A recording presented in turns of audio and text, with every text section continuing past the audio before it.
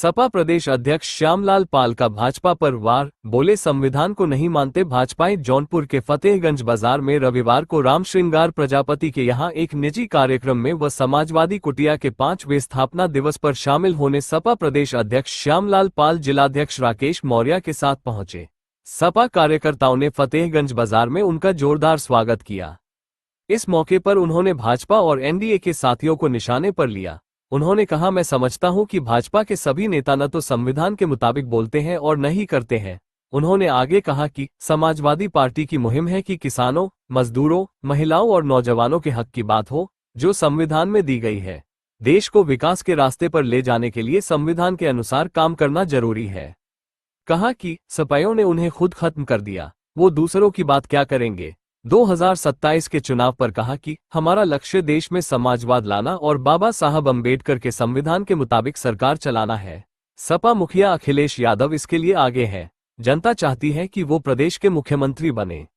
वहीं साथ में नेता प्रतिपक्ष लाल बिहारी यादव, धर्मेंद्र सोलंकी, पूर्व विधायक श्रद्धा यादव, एमएलसी आशुतोष सिन्हा, पिछड़ा प्रकोष्ठ के जिलाध्यक्ष श्यामनारायण बिंद, राजन यादव, आरबी यादव, विधायक लकी यादव, पूर्व जिलाध्यक्ष डॉक्टर अवधनाथ पाल, राजेंद्र यादव टाइगर, नंदलाल यादव सहित सपा कार्यकर्ता मौजूद रहे। समाजवादी कुटिया के स्थापना दिवस पर क्या कहना चाहेंगे? समाजवादी कुटिया के स्थापना के 5 वर्ष पूरे हो गए हैं और इस 5 वर्ष के बीच में गरीबों के बच्चों के लिए जो समाजवादी कुटिया है उनकी शिक्षा की व्यवस्था कर रही है और साथ ही साथ इस कुटिया को बहुत से ऐसे साथी हैं कि वास्तव में झोपड़ी विद्यालय चल रहा है उसका भी कहीं न कहीं से केंद्र प्रखंड से लोग, गार्जियन, अभिभावक और अच्छे विचारों वाले लोग जो बाबा साहब डॉक्टर अम्बेडकर जी के संविधान के मानने वाले लोग हैं,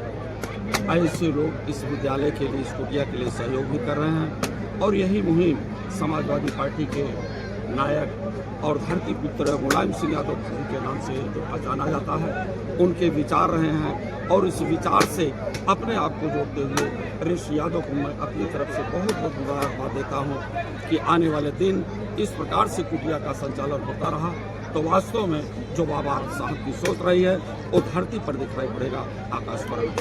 देखिए, वक्फ विधेयक ये लोकसभा राज्यसभा से पास हो गया, राष्ट्रपति ने भी मंजूरी दे दिया, क्या कहेंगे? देखिए, इस देश में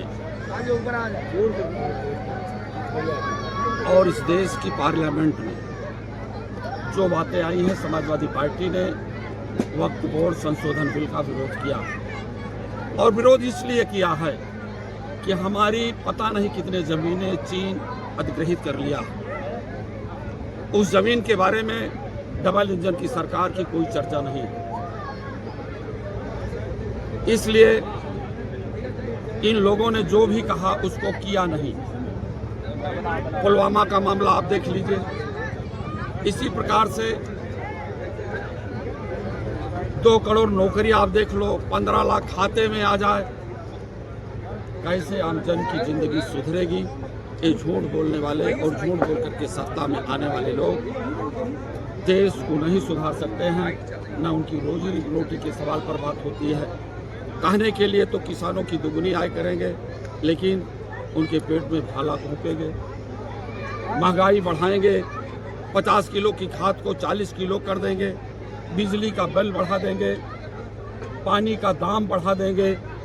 ये जो देश में अव्यवस्था फैली है, चाहे वो किसानों के लिए, नौजवानों के लिए, महिलाओं के लिए, वो निरंकुश सरकार है, तानाशाही सरकार है।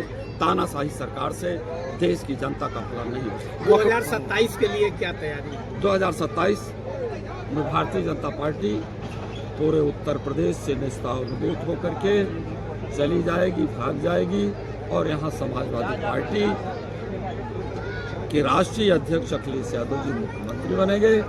चूँकि ये मुहिम केवल उत्तर प्रदेश की नहीं है, ये मुहिम पूरे देश की है, ये संविधान पूरे मुल्क के लिए है, ये जनता के हित में संविधान में दी हुई चीज़ें जितनी है उसको लेकर के समाजवादी पार्टी के नेता आदरणीय अखिलेश यादव अपनी पूरी जिंदगी तक जब तक उनके जीवन में प्राण रहेगा तब तक वो संविधान के लिए लड़ते रहेंगे। मीडिया में बहुत ये बहुत बातें भी आ रही थी कि बहुत पहले प्रत्याशियों की घोषणा की जाएगी, इस पर कब तक उम्मीद की जाएगी? ठीक समय पर समाजवादी वक्फ पार्टी के बिल को लेकर प्रत्याशी एनडीए ने समर्थन किया, सपा का विरोध क्यों?